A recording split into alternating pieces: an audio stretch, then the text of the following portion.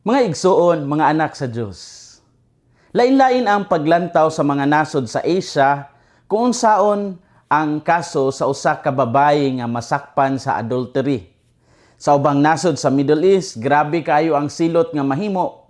Paganing kamatayon, pinaagi sa pagbato. Sa pipila ka lugar sa Asia, ang adultery, usa ka kriminal nga kaso nga mahimong makapriso sa tao. Sa China o sa Japan, mas gitanaw kini isip personal o family issues kaysa kriminal nga sala. Sa Pilipinas, ang adultery o concubinage ginahimo gihapon nga krimen sa balaod. Apan mao niyang interesting, sa India, ang pagpanapaw dili usa ka kriminal nga sala bahin base sa ilang landmark ruling sa ilang Korte Suprema niadtong 2018. Ang pagpanapaw dili na silutan sa pagkabilanggo. Apan bisan pa niana nagpabilin kini nga usa ka balido nga legal nga sukaranan alang sa divorce o pagbulag sa ilang civil law didto sa India. Mahimo kini gamiton sa sibil nga mga butang sama sa pagpangayo og sustento.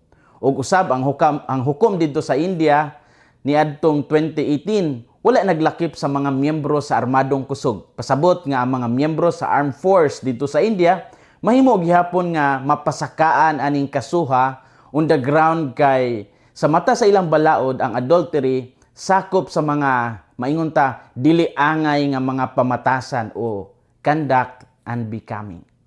Mao nga lahi-lahi gyud ang pagtan-aw sa tawo ug sa balaod sa usa ka sala nga pareho ra.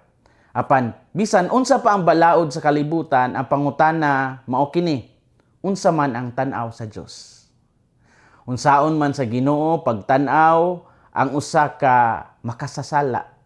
Ug unsaon nato pagtan-aw ang isig ka tawo nga nakasala. Sa ebanghelyo kung diin gipresentar nato ang usa ka babaye nga nasakpan sa adultery o gidala ngadto kang Hesus aron hukman. Ang mga Pariseo ug mga eskriba nagdala kaniya dili aron matabangan siya kundi aron sulayan si Jesus.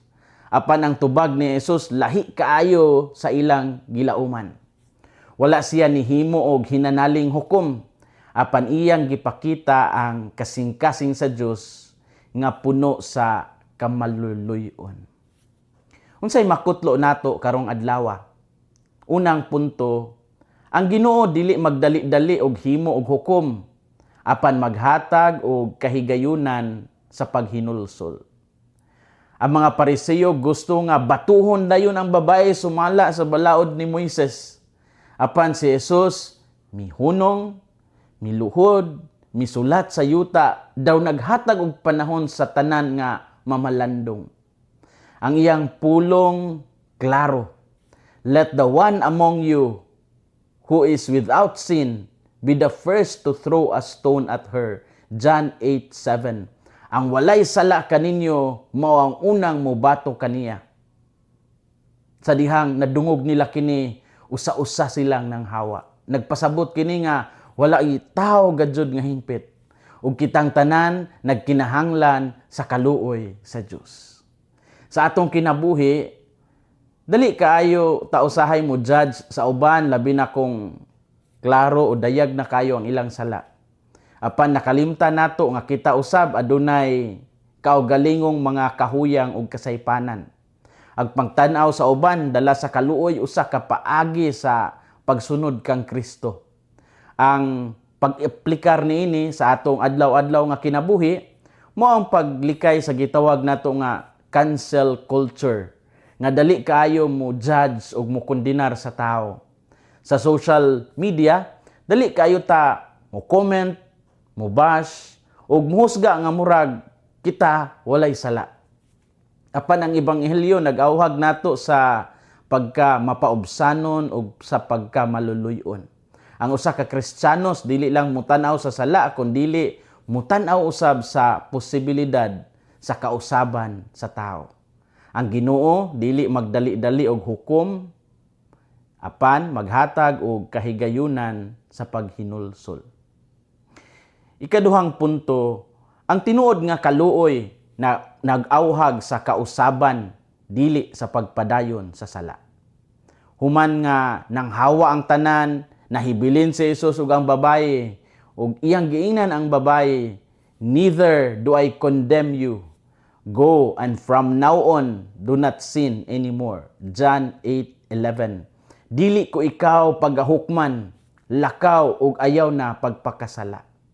Klaro kaayo nga ang kaluoy ni Jesus dili pasabot nga okay ra ang sala. Ang kaluoy usa ka imbitasyon sa bag-ong kinabuhi.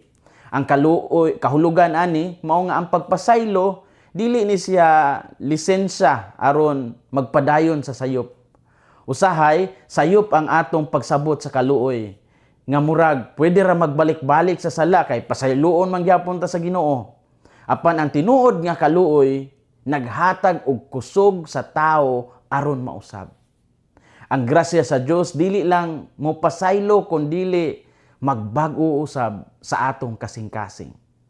Sa atong kinabuhi daghan ta og kahuyang og mga sala nga balik-balik.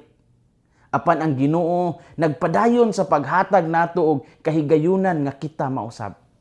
Ang pangutana mao nga mudawat ba ta niini nga grasya o magpabilin kita sa daan nato nga batasan. Ang Kwaresma usa ka panahon sa pagtan-aw sa kaugalingon o pagdesisyon sa tinuod nga pagbag-o.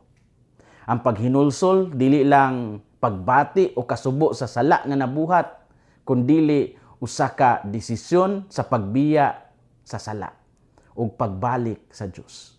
Mao kini ang tinuod nga mensahe sa kaluoy. Dili lang pasaylo kundi pagbag-o. Ang tinuod nga kaluoy nag-awhag sa kausaban dili sa pagpadayon sa sala. Story time.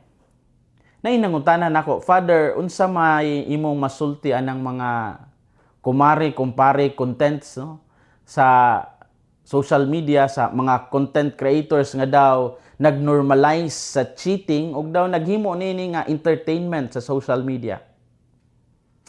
Tinuod, daghan karon nga content creators nga murag daw ginahimo ng katawanan o normal ang pagpanikas sa relasyon, pagbudhi sa partner o kining gitawag nato nga cheating. Apan kinahanglan natong hinumduman nga ang matag content aduna usab responsibilidad.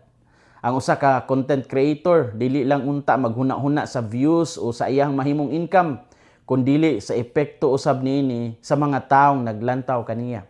Ang kultura nga atong ginapakaylap maka-impluwensya sa panghuna-huna labi na sa atong mga kabatan-unan. Kung atong inormalize ang sayop, pinayhinay kining mahimong daw sakto sa pananaw sa uban. Ang atong misyon labaw na ni adtong mga Katoliko nga mga content creators mao ang pagpakaylap sa maayong pamatasan. Dili nato angay sundon ang uso kung kini musupak sa kabubuton sa Dios. Sa matag atong buhat, sa matag atong pulong, sa matag atong post, kinahanglan mangutana ta. Makatabang ba ni sa pagpakatap sa maayong pamatasan dinhi sa atong tagsa-tagsa nga komunidad. Mga igsuon, mga anak sa Dios, ang ebanghelyo karon nag-awhag nato nga magpuyo sa duha ka butang.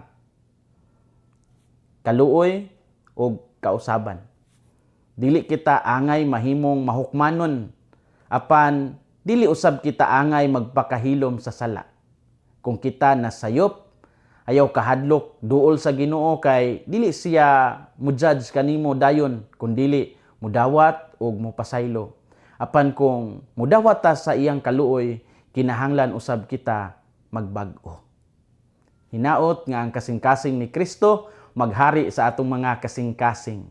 Kini si Father Felmar Castrodes, Fiel SVD, ang inyong magsisibya sa maayong balita. Gikan dinhi sa Radio Veritas Asia, hinumdumi ang kinabuhing Kristiyano, kinabuhi sa pagserbisyo.